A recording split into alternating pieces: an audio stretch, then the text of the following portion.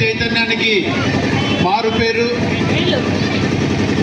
ఆదర్శ పంటలు పండించడంలో జిల్లాకే ఆదర్శమైన గ్రామం యాల్లూరు లాంటి గ్రామానికి రావడం, ఈరోజు భారతీయ జనతా పార్టీ చేస్తున్న అభివృద్ధికి ఆకర్షితులై భారత ప్రధాని గౌరవ శ్రీ నరేంద్ర మోదీ గారు చేస్తున్న అభివృద్ధికి ఆకర్షితులై ఈ గ్రామానికి ఆహ్వానించిన గ్రామ నాయకులందరికీ, కార్యకర్తలకు, ప్రతి ఒక్కరికి కూడా బెక్కెం నాగేశ్వరరెడ్డి అన్న గారి ఆధ్వర్యంలో ఆహ్వానించినందుకు పేరు పేరున మీకు అందరికీ హృదయపూర్వక నమస్కారాలు తెలియజేస్తున్నాను.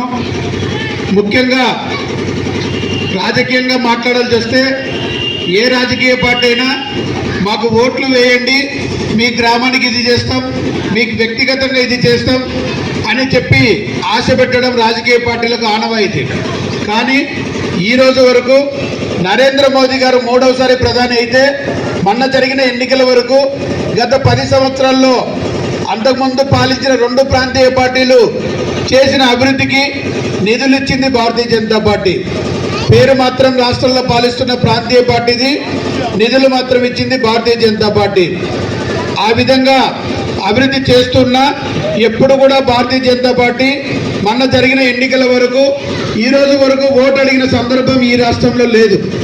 మరి ఓటు అడగకుండానే ఎంత చేశామని అంటే మన గ్రామాల్లో ఉన్న సిమెంట్ రోడ్లు కానీ, మురికి కాలువలు కానీ, ఊరంతా ఉచితంగా కట్టించిన టాయిలెట్స్ కానీ, గ్రామాల్లో ఇస్తున్న రేషన్ కానీ, మరి కరోనా లాంటి విపత్తుల ఉచిత టీకాలు కానీ, వెలుగుతున్న వీధి బల్బులు కానీ, ఇస్తున్న పెన్షన్లు కానీ, కడుతున్న ఇల్లు కానీ, పంట పొలాలకు తవ్వుతున్న కాలువలు కానీ, ఏ రకమైన అభివృద్ధి అనేది జరిగితే అది కేవలం కేంద్రంలో ఉన్న భారతీయ జనతా పార్టీ చేస్తున్న అభివృద్ధి, ఇస్తున్న నిధులని మాత్రం గతంలో పాలించిన రాజకీయ పార్టీలు ఈ రాష్ట్రంలో అభివృద్ధిని అనే దాన్ని పూర్తిగా మర్చిపోయి అవినీతితో, అరాచకాలతో, అరెస్టులతో, అక్రమాలతో రాష్ట్రం అట్టుడికిపోయే పరిస్థితిలో నరేంద్ర మోదీ గారు ఒకసారి ఆలోచించి ఆంధ్రప్రదేశ్ కూడా భారతదేశంలో ఒక భాగమే కదా అని చెప్పి వారు పెద్ద మనసు చేసుకొని గడిచిన ఎన్నికల్లో కూటమిలో భాగస్వాములు అవ్వడం ఈ రాష్ట్రం చేసుకున్న అదృష్టంగా మనం భావించవచ్చు. ఎందుకంటే భారతదేశంలో దాదాపుగా నిన్న గెలిచిన ఢిల్లీతో 20 రాష్ట్రాల్లో భారతీయ జనతా పార్టీ పాలిస్తూ ఉంది. మరి 20 రాష్ట్రాల్లో పాలిస్తూ ఉంటే కేవలం ఒక ఆంధ్రప్రదేశ్కే కూటమిలో భాగంగా ఉన్నందుకు గాను గడిచిన 7 నెలల్లో దాదాపుగా 3,50,000 కోట్ల రూపాయలు ఈ రాష్ట్రానికి అభివృద్ధి కింద నిధులు ఇవ్వడం జరిగింది.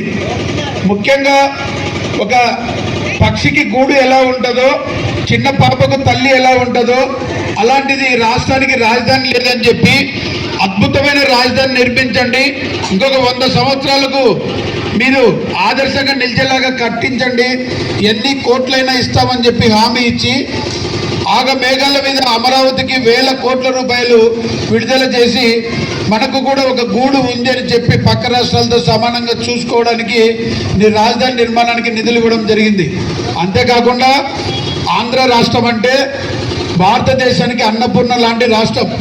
మనకు తాగునీరుకు కానీ, సాగునీరుకు కానీ రాష్ట్రాలు విడిపోయిన తర్వాత గత పాలించిన పాలకుల నిర్లక్ష్యం వల్ల మనకు సాగునీరు, తాగునీరు సమస్య వచ్చినందుకు గాను పోలవరం ప్రాజెక్టుకు గతంలో పాలించిన పార్టీ కూడా ఇచ్చింది కేంద్రమే. అది కూడా నరేంద్ర మోదీ గారి సహాయంతో వచ్చిన నిధులు మాత్రమే. అలాంటిది ఆగిపోయిన పోలవరం ప్రాజెక్టుకు కూడా మీకు వ్యవసాయమే జీవనాధారం కాబట్టి ఎన్ని వేల కోట్లు కావాలో చెప్పండి, ఎంత ఎత్తు నిర్మించుకుంటున్నారో నిర్మించుకోండి, ఎంత స్టోరేజ్ పెట్టుకున్నా సరే దానికి డబ్బులు తగినంత ₹1 రాష్ట్రం డబ్బులు లేకుండా పూర్తిగా కేంద్రమే ఇస్తామని చెప్పి తెలియజేసి రైతాంగాన్ని కూడా ఆదుకోవడానికి పోలవరం ప్రాజెక్టుకు నిధులు ఇచ్చిన ప్రభుత్వం కూడా భారతీయ జనతా పార్టీ పాలనలో ఉన్న నరేంద్ర మోదీ గారు ఇచ్చిన నిధులే. అంతేకాకుండా విశాఖ ఉక్కు అంటే ఆంధ్రలో హక్కు అనే పరిస్థితిలో ఎన్నో పోరాటాలు చేస్తే గతంలో పాలించిన పార్టీ ఆ ఉక్కు పరిశ్రమను తీసివేసి పాత ఉక్కు కింద, పాత ఇనుము కింద అమ్మే పరిస్థితికి వస్తే అదే ఉక్కు పరిశ్రమకు దాదాపుగా 12,000 కోట్ల రూపాయలు నిధులు విడుదల చేసి ఆదుకుంటామని చెప్పడమే కాకుండా తొలగిస్తారేమో అనే ఉద్యోగులు ఆందోళనలతో ఉన్న సమయంలో కొత్త ఉద్యోగాలు కూడా నోటిఫికేషన్ జారీ చేసి ఉన్న ఉద్యోగులతో పాటు కొత్త ఉద్యోగాలు కూడా కల్పిస్తామని చెప్పి విశాఖ ఉక్కును ఆదుకోవడం జరిగింది. అంతేకాకుండా ఈరోజు గ్రామాల్లో వేసిన రోడ్లు కానీ మరి పట్టణాల్లో వేస్తున్న రోడ్లు కానీ రాష్ట్ర స్థాయిలో వేస్తున్న జాతీయ రహదారులు కానీ రైల్వే స్టేషన్లు కానీ విమానాశ్రయాలు కానీ నౌకాశ్రయాలు కానీ ఎన్ని రకాలుగా చూసిన అభివృద్ధి అనేది శరవేగంగా జరుగుతూ ఉంది. కూటమిలో ఉన్నందుకు గాను మనం అభివృద్ధి అనేది ఆగకుండా రాత్రిపగలు జరుగుతూ ఉందంటే రాష్ట్రం నుంచి ప్రతిపాదనలు పోవడమే ఆలస్యం. ఏ దానికి నిధులు కావాలన్నా కూడా నిధులు వరదలై పారుతూ ఉన్నాయని సామాన్యుడికి కూడా అర్థమవుతూ ఉంది.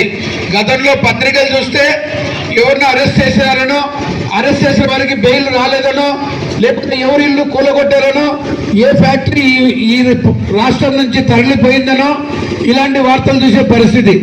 మరి ఇప్పుడు ఈ గడిచిన 7 నెలల కాలంలో పేపర్లు చూసినా, టీవీలు చూసినా, సోషల్ మీడియా మన చేతిలో ఉన్న సెల్ ఫోన్ చూసినా రాష్ట్రానికి ఆ పరిశ్రమ వచ్చింది, ఈ పరిశ్రమ వచ్చింది, ఇన్ని వేల కోట్ల నిధులు వచ్చాయి, రాజధానికి వచ్చాయి, పోలవరానికి వచ్చాయి, ఏదో ఒక పరిశ్రమ కిందకి వస్తూ ఉంది అని చెప్పి రోజు నిత్యం మనం వార్తల్లో చూడడం జరుగుతూ ఉంది.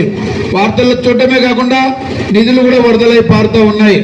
కేవలం 7 నెలల్లోనే 3.5 లక్షల కోట్లు సాధించామంటే ఆంధ్ర రాష్ట్రం. అభిరుచి మధు గారికి నా హృదయపూర్వక ధన్యవాదాలు తెలియజేస్తున్నాను.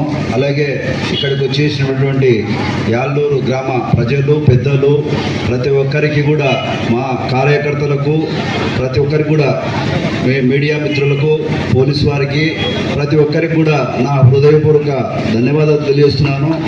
ముఖ్యంగా ఈరోజు నేను వైఎస్ఆర్ పార్టీలో నుంచి వీడి ఈరోజు బీజేపీ కండువా కప్పుకుంటున్నాను. నాతో పాటు నా వార్డు మెంబర్లు, అలాగే మా ఎంపీటీసీలు, మరి నాతో పాటు నా కార్యకర్తలు అందరూ కూడా ఈరోజు పార్టీలో మా ఎండోమెంట్ చైర్మన్లు కూడా ఇక్కడ పార్టీని వీడి వైఎస్ఆర్ పార్టీకి వీడి ఈరోజు బీజేపీ పార్టీలో చేరుతున్నాము. అందరం కూడా ఈరోజు బీజేపీ పార్టీలో చేరడానికి ముఖ్యమైన కారణం ఏంటంటే, నేను బీజేపీకి బాగా ఆకర్షిస్తున్నాయి. మరి అక్కడ సంక్షేమ పథకాలు పైన సెంటర్లో ఏం జరుగుతుంది, మోడీ గారు ఏం చేస్తున్నారనే ఉద్దేశంతోనే ముఖ్యంగా నేను ఈరోజు పార్టీలో చేరడం జరిగింది. కాబట్టి మా మధు గారు, అభిరుచి మధు గారి సమక్షంలో నేను పార్టీలో చేరుతున్నాను. కాబట్టి యాళ్ళూరు గ్రామ అభివృద్ధి కోసం మా మధు గారు కృషి చేస్తారు. అలాగే నేను కూడా మా గ్రామానికి కృషి చేయడానికి ముందు ఉండి ప్రతి కార్యకర్త కూడా ఇక్కడ అందుబాటులో ఉండి అందరికి కూడా సేవ చేసుకుంటానని మరి ఒకసారి మీ అందరికీ కృతజ్ఞతలు తెలియజేస్తున్నాను. ఇక్కడ ఏ అవసరం వచ్చినా కానీ ప్రతి కార్యకర్త కూడా ముందర ఉండి నేను ప్రతి కార్యకర్తను నా వెంట తీసుకెళ్లి వాళ్ళ పనులు కూడా దగ్గరుండి చేసిన రోజులు ఉన్నాయి. మరి కాబట్టి మీరు కూడా నాకు మరి ఎంపీటీసీగా కానీ తర్వాత ఉప సర్పంచ్కి కానీ నాకు మద్దతు ఇచ్చి గెలిపించినందుకు కూడా నేను మీ అందరికీ ధన్యవాదాలు కూడా తెలియజేస్తున్నాను. కాబట్టి జరగబోయే రోజులలో మా భారతీయ జనతా పార్టీ తరఫున మా యాళ్ళూరు గ్రామానికి, మన గ్రామానికి ఎంతో కృషి చేస్తానని, మరి రోడ్లు కానీ, ఇక్కడ ఇళ్ల స్థలాలు కానీ, బిల్డింగ్లు కానీ కూడా మా అధ్యక్షుడు, జిల్లా అధ్యక్షుడు ద్వారా ప్రతి ఒక్క పని కూడా నేను ముందరపడి చేపించుకుంటానని కూడా ధైర్యంతో నేను మీ అందరికీ మాటిస్తున్నాను. కాబట్టి మీరు కూడా మాకు అందరూ బీజేపీ పార్టీ తరఫున మీరందరూ కూడా మాకు సపోర్ట్ ఇవ్వాలని మరీ కోరుకుంటూ ఈ అవకాశం ఇచ్చినటువంటి పెద్దలకు, మా బీజేపీ నాయకునికి ధన్యవాదాలు తెలుస్తూ సెలవు తీసుకుంటున్నాను. Thank you. మధ్య నాగేశ్వర రెడ్డి గారు ఇప్పుడు మన యొక్క కార్యక్రమంలో అభివృద్ధి గారి ఆధ్వర్యంలో మరి ఇప్పుడు వారికి కండువలు కప్పి పార్టీలోకి ఆహ్వానిస్తున్నాం. స్వాగతం, సుస్వాగతం. ముందుగా నాగేశ్వర రెడ్డి గారికి మరి కండువ వేయడం జరిగింది. మీరు ఒకసారి సపోర్ట్ కొట్టవలసిందిగా కోరుతున్నాను. మీ సపోర్ట్లే ఒక విజయం.